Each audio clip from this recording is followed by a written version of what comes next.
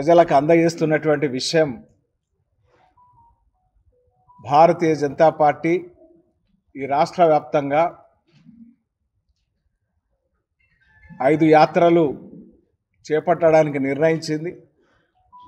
20వ తేదీన 4 యాత్రలు ప్రారంభమై విభిన్న పార్లమెంటు విభిన్న అసెంబ్లీ క్షేత్రాల గుండా బయలుదేరుతున్నటువంటి పరిస్థితి.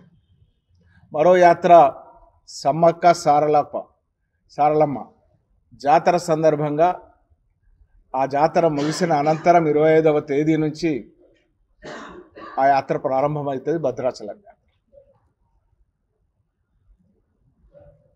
మరి యాత్రల ఉద్దేశం గత 10 సంవత్సరాల్లో ప్రధానమంత్రిగా నరేంద్ర మోదీ గారు అధికారం చేపట్టిన తర్వాత, భారతీయ జనతా పార్టీ అధికారంలోకి వచ్చిన తర్వాత తీసుకున్నటువంటి అట్టడుగు వర్గాల కోసం తీసుకున్నటువంటి కార్యక్రమాలు,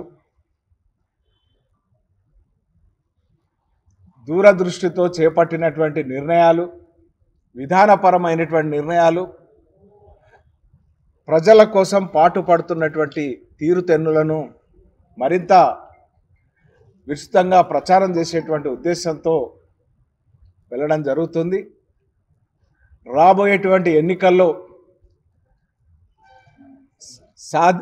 గతానికంటే భూరి విజయంతో 14లో 282 స్థానాలు బీజేపీకి, మరి 19లో 303 స్థానాలు. ఈసారి ఒంటరిగా బీజేపీ లక్ష్యం 370 స్థానాలు. మరి అదే రకంగా ఎన్డీఏతో కలిపి మిగతా భాగస్వామ్య పక్షాలతో కలిపి మోర్ దెన్ 400+ ఆ లక్ష్యం కోసం ప్రతి కార్యకర్త నిర్విరామంగా కృషి చేస్తూ ఈ యాత్రలో పాల్గొంటున్నారు. అందరి సహకారం కూడా దొరుకుతుంది. మిత్రులారా, ఇక్కడికి వస్తే ఈ జిల్లా మంజీరా నది తలాపునున్నా కూడా మరి నీళ్లు ఇవాళ కృష్ణా గోదావరిల నుంచి తాగే నీరు వాడుకుంటున్నా కూడా ఈ జిల్లాకు అందాల్సినటువంటి ప్రయోజనాల విషయంలో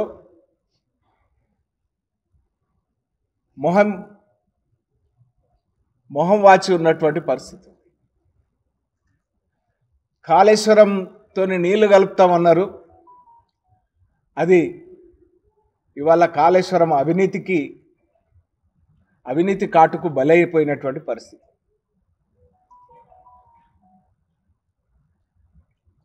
ఈ జలాలు ఈ 2 జిల్లాల హక్కు, ఈ 2 ఉమ్మడి జిల్లాల హక్కు. ఇది ఆ హక్కును కొనసాగించాలని చెప్పి కోరుతాం. ఇకపోతే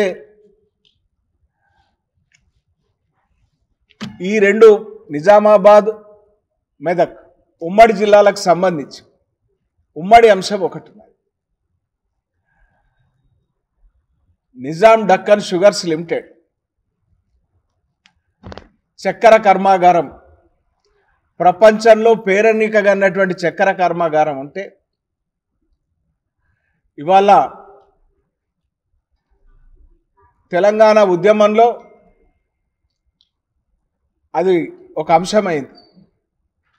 తెలంగాణ రాష్ట్రం వచ్చినాక రాష్ట్ర ఎన్నికల్లో మొన్న దిగిపోయిన ప్రభుత్వం 100 రోజుల్లో ఇస్తాం, 100 రోజుల్లో ఆ ఫ్యాక్టరీకి పూర్వవైభవం తీసుకొస్తాం, ప్రభుత్వం స్వాధీనం చేసుకోవాలి. తెలంగాణ ప్రజలను మోసం చేయడానికి వాడిరు తప్ప తెలంగాణ రైతాంగానికి ప్రయోజనాన్ని కాపాడేటువంటి దిశలో ఆలోచన చేయాలి. ఈ కొత్త ప్రభుత్వం వచ్చింది, వాళ్ళు కూడా మాట్లాడారు. ఈ ఫ్యాక్టరీని 100 రోజులు అన్నారు, వీళ్ళు చేయలేదు అని అన్నారు. 100 రోజుల సమయం వీళ్ళు కూడా అడిగారు. అన్ని పటాన్ చెరువు పరిస్థితి ఏంటంటే అన్నీ ఉన్న అల్లున్నోట్లో శని ఉన్నట్టు ఉంటుంది పటాన్ చెరువు పరిస్థితి. ఈ రాష్ట్రంలో ఉన్నటువంటి 119 శాసనసభ నియోజకవర్గాల్లో అన్నిటికంటే ఎక్కువ పొటెన్షియాలిటీ ఉండి అన్నిటికంటే ఎక్కువగా అభివృద్ధి చెందడానికి ఆస్కారం ఉన్నటువంటి నియోజకవర్గం పటాన్ చెరువు శాసనసభ నియోజకవర్గం. కానీ దురదృష్టం ఏంటంటే నాయకులకి ముందు చూపు లేదు, నాయకులకి స్వప్రయోజనాలు మినహా ప్రజల ప్రయోజనాలు లేవు. కాబట్టి ఈ పటాన్ చెరువు అనేటువంటి ఆసియా ఖండంలో అతిపెద్ద పారిశ్రామికవాడైనటువంటి పటాన్ చెరువు ఇంకా ఇదే దుస్థితి లోపల కొనసాగడం అనేది బాధాకరమైనటువంటి విషయం.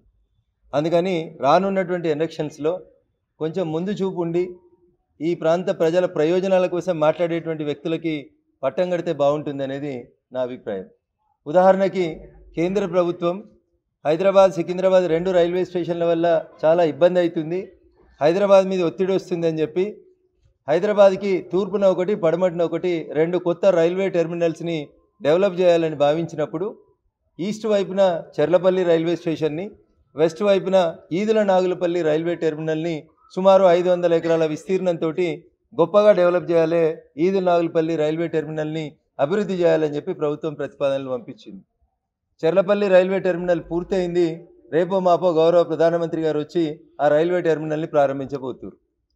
కానీ ఈదుల నాగులపల్లి రైల్వే స్టేషన్ చుట్టూ సుమారు 500 ఎకరాల ప్రభుత్వ భూమి ఉన్నప్పటికీ కూడా ఈరోజు దాకా ఇటు పటాన్ చెరువు అటు సంగారెడ్డి నుంచి ప్రాతినిధ్యం వహించినటువంటి ఎమ్మెల్యేలకి ముందు చూపు లేకపోవడం వల్ల ఈదుల నాగులపల్లి రైల్వే టెర్మినల్ ఎక్కడుంది అంటే భూసేకరణ దగ్గర మాత్రమే ఆగిపోయింది తప్ప 2 అడుగులు కూడా ముందుకు పడలేదు.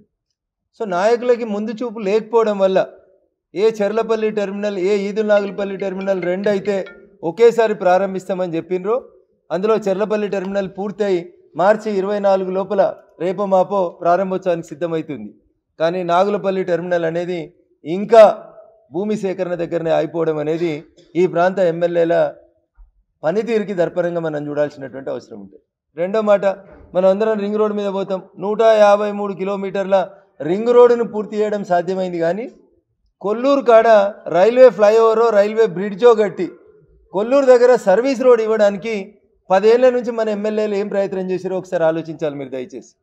పటాన్ చెరువు ఎమ్మెల్యే అదే పార్టీ, మున్సిపల్ అడ్మినిస్ట్రేషన్ మంత్రి అదే పార్టీ, ఈ జిల్లా మంత్రి అయితే పొద్దున్నేస్తే ఈ జిల్లాని బాగా అభివృద్ధి చేస్తున్న బంగారు తెలంగాణ అయింది అని చెప్తారు.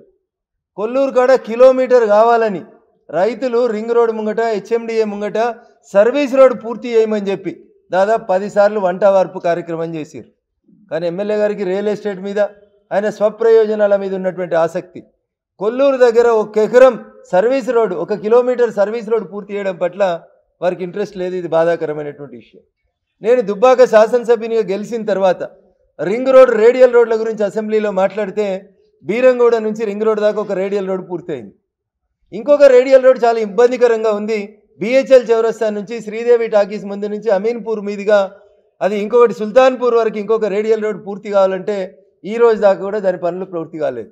కానీ భారత ప్రభుత్వం నరేంద్ర మోడీ గారి నాయకత్వంలో బిహెచ్ఎల్ చౌరస్తాలో ఉన్నటువంటి ట్రాఫిక్ ఇబ్బందుల్ని దృష్టిలో పెట్టుకొని సుమారు 890 కోట్లని నితిన్ గడ్కరీ గారు 6 నెలల క్రితం తెలంగాణకు వచ్చినప్పుడు శిలాఫలకం వేస్తే ఈరోజు అక్కడ సిగ్నల్ లేనటువంటి ఒక బిహెచ్ఎల్ జంక్షన్ని డెవలప్ చేసేందుకు భారత ప్రభుత్వం నరేంద్ర మోడీ గారి నాయకత్వంలో పనిచేస్తుంది.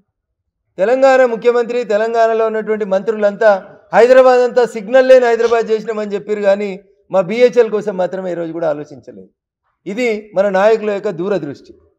చివరికి ఇంకొక మాట, ట్యాంక్ బండ్ బాగా అభివృద్ధి చేసినాం, 1000-1500 కోట్లు చేసి సిద్దిపేటలో అదొక చెరువు ఉంటుంది, కోమటి చెరువును డెవలప్ చేసినామని చెప్తారు.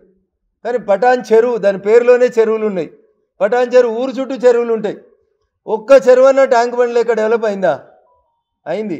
ఏం డెవలప్ అయినాయి? కబ్జాలు డెవలప్ అయినాయి, దాని లోపల రియల్ ఎస్టేట్లు వచ్చినాయి, దాని లోపల అపార్ట్మెంట్లు వచ్చినాయి తప్ప పటాన్ చెరువులో బస్టాండ్ పక్కన ఎక్కడైతే తెలంగాణ అమరవీరుల స్తూపాన్ని రఘునందన్ రావు తెలంగాణ ఉద్యమ నాయకుడిగా స్టార్ట్ చేసిపోయిండో ఆ స్తూపం పక్కన ఉన్నటువంటి చెరువులో లేక్ వ్యూలు అనేటువంటి అపార్ట్మెంట్లు వచ్చినాయి. కానీ చెరువు మాత్రం దుర్గం చెరువు లెక్క డెవలప్ కాలే, చెరువు మాత్రం కోమటి చెరువు లాగా డెవలప్ కాలేదు. ఇదే జిల్లా మంత్రి ఒక్క కోమటి చెరువుకు 1500 కోట్లు కొంచెపోతాడు, కానీ పటాన్ చెరువులు ఉన్న చెరువుకో రామచంద్రాపురంలో ఉన్న రాయసముద్రం చెరువు కట్టకో ఒక 10 పైసలు ఇచ్చి ఆ చెరువుల్ని మినీ ట్యాంక్ బండి లాగా డెవలప్ చేయలేదు. ఎందుకంటే ఇక్కడ గతంలో చాలా పొల్యూషన్ ఉండే, మేమంతా పొల్యూషన్ మీద కొట్లాడి సుప్రీంకోర్టు దాకా పోయినాం.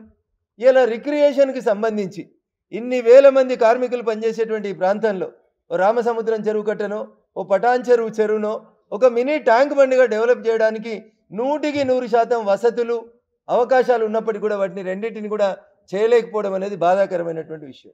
చివరిగా నేను ఈనాడు కంట్రిబ్యూటర్గా తెల్లాపూరు, అమీన్పూరు, ఐలాపూరు, కొల్లూరు లోపల శ్రీమతి ఎరినేని సీతాదేవి గారి నాయకత్వంలో వేసినటువంటి అసెంబ్లీ హౌస్ కమిటీ ద్వారా 5,000 ఎకరాల భూమిని కాపాడి పెట్టినాం. తెల్లాపూర్లో ఐటీ సెజ్ ఇస్తా అని రాజశేఖర రెడ్డి ముఖ్యమంత్రిగా ఉన్నప్పుడు వచ్చి ఒకసారి శిలాపలకం వేసిపోయిండు తెల్లాపూర్ సాయిబాబు గుడి దగ్గర. ఆ రోజుల్లో రాజశేఖర రెడ్డి గారు బతికున్నప్పుడే ఎకరా 10 కోట్ల రూపాయలకి వేలంలో పోయింది. ఇలా మరి పొద్దున్న లేస్తే గచ్చిబౌలి అంటారు, కోకాపేట అంటారు, నార్సింగ్ అంటారు. మరి కొల్లూరులో 1000 ఎకరాలు ఉంది, తెల్లాపూర్లో ఒక 1000 ఎకరాలు ఉంది, అమీన్పూర్లో ఒక 1000 ఎకరాలు ఉంది, ఐలాపూర్లో 1200 ఎకరాలు ఉంది. మరి ఎందుకు నిజంగా ఐటీని డెవలప్ చేయాలంటే మాకు ఆల్రెడీ రింగ్ రోడ్ డెవలప్ అయింది, రేపో మాపో RRR రాబోతుంది ఈ ప్రాంతంలోంచి. ఈ ప్రాంతానికి ఒక ఐటీ సెజ్ని తీసుకురాలే. ఆఖరికి ఇక మేడ్చల్ మంత్రి తీసుకుపోయి ఐటీ సెజ్ని ఏం లేని కళ్ళ కోయలో పెట్టుకున్నాడు. కానీ అన్నీ ఉన్నటువంటి పటాన్ చెరువుకి ఒక ఐటీ సెజ్ తీసుకురాలేకపోయినరు. పటాన్ చెరువు ఉంది, అమీన్పూర్ ఉంది, తెల్లాపూర్ ఉంది, కొల్లూరు ఉంది. 1000 ఎకరాల ప్రభుత్వ భూమి అక్కడ రెడీగా అవైలబుల్ ఉంది. మరి అందరూ సాఫ్ట్వేర్ వాళ్ళు వచ్చి బీరంగూడలో, అమీన్పూర్లో, తెల్లాపూర్లో ఇటువైపే నివాసాలు ఏర్పరచుకుంటున్నారు. ఒక మెట్రో ఎక్స్టెన్షన్ జరగలే, ఒక MMTS ఎక్స్టెన్షన్ జరగలేదు. 10 ఏళ్లలో ఏం చేసింది బీఆర్ఎస్ అధికారంలో ఉండి, బీఆర్ఎస్ ఎమ్మెల్యే పటాన్ చెరువులో అధికారంలో ఉండి ఏం చేసిరో ఒక్కసారి ప్రజలు ఆలోచించాలి. ఎమ్మెల్యే గారి వ్యాపారాలు ఎట్లా అభివృద్ధి చెందినాయి, గుట్టలు ఎట్లా కరిగిపోయినాయి, కొండలు ఎట్లా కరిగిపోతూ ఉన్నాయి, క్రెషర్ల సంఖ్య ఎట్లా పెరిగిపోతూ ఉంది. నేను చెప్పలే ఈ మాట. మొన్న అసెంబ్లీ ఎన్నికలప్పుడు నామినేషన్ వేసేందుకు లకడారం అనే ఊరిలో దగ్గర 300 మంది నామినేషన్ ఎందుకు వచ్చారు. ఎందుకు వచ్చిరని మీ మీడియా మిత్రులు అడిగితే ఏం చెప్పారు? మా ఊరిలో క్రెషర్ల సంఖ్య పెరిగిపోయింది, దుమ్ము ధూళి పెరిగిపోయింది. ఈ ఊరిని 10 ఏళ్ళు ఎంపీగా ఉన్న ప్రభాకర్ రెడ్డి అనేట ఆయన దత్తత తీసుకున్నాడు. 10 పైసల పని మా ఊరికి జరగలేదు, కానీ 10 కోట్ల మైనింగ్ డబ్బుల్ని మాత్రం మా ఊరు నుంచి కాంట్రాక్టర్లు దోచుకున్నారు అని చెప్పారు. అందుకని దయించి ఈ ప్రాంత ప్రజలకి, ఇక్కడ చాలామంది సాఫ్ట్వేర్ ఎంప్లాయీస్ ఉంటారు, ఇతర ప్రాంతాల నుంచి వచ్చినటువంటి మిత్రులు ఉంటారు. కాబట్టి ఒక విజన్ లేనటువంటి నాయకత్వాన్ని బలపరిచే బదులు భవిష్యత్తు కోసం సబ్కా సాత్, సబ్కా వికాస్, సబ్కా విశ్వాస్ అనేటువంటి రీతిలో పనిచేసేటువంటి నరేంద్ర మోడీ గారి ప్రభుత్వాన్ని, వారి నాయకత్వాన్ని బలపరచాలని 400 ఎంపీలు ఉండేటువంటి రేపటి భారత పార్లమెంట్లో మెదక్ ఎంపీ కూడా కాషాయం కండువా ఎంపీ ఉండాలని మీ ద్వారా ప్రజలందరికీ కూడా అప్పీల్ చేస్తూ సెలవు తీసుకుంటాను. Thank you. మొట్టమొదటి రోజు అంటే మా కాన్స్టిట్యున్సీలో నిన్న 1వ రోజు ఇక్కడ ఉన్నటువంటి భారతీయ జనతా పార్టీ నాయకులు, కార్యకర్తలు అందరూ కూడా విజయవంతం చేసినందుకు వారందరికీ కూడా ఈ ప్రెస్ మీట్ ద్వారా వారికి నా యొక్క హృదయపూర్వక ధన్యవాదాలు తెలియజేసుకుంటూ, 2వ రోజు ఇక్కడ ప్రెస్ మీట్ ద్వారా ఇక్కడి నుంచి స్టార్ట్ చేసి గణేష్ గడ్డ గుడిలో ప్రత్యేకమైనటువంటి పూజలు జరిపించి అక్కడి నుంచి సంగారెడ్డి కాన్స్టిట్యున్సీకి సంబంధించి ఈ యాత్ర కొనసాగుతుంది. ఈ యాత్రలో భాగంగా కౌలంపేట కాడ ఒక చిన్న సభ, అట్నుంచి సంగారెడ్డి కాన్స్టిట్యున్సీ పాత బస్ స్టాండ్లో భారీ సభ ఉంటుంది. ఆ సభలో పాల్గొన్న తర్వాత అక్కడి నుంచి గుండ్ల మాస్నూరు మీదుగా ఇది మధ్యాహ్నం తర్వాత నర్సాపూర్ కాన్స్టిట్యున్సీకి వెళ్తుంది. కాబట్టి ఈ యొక్క ప్రెస్ మీట్లో ఈరోజు గెస్ట్గా వచ్చినటువంటి అన్న, అదేవిధంగా రఘునందన్ అన్న గారు ఇంకా ఈ ప్రెస్ మీట్లో మీకు ముఖ్యాంశాలు తెలియజేస్తారని చెప్పి తెలియజేసుకుంటూ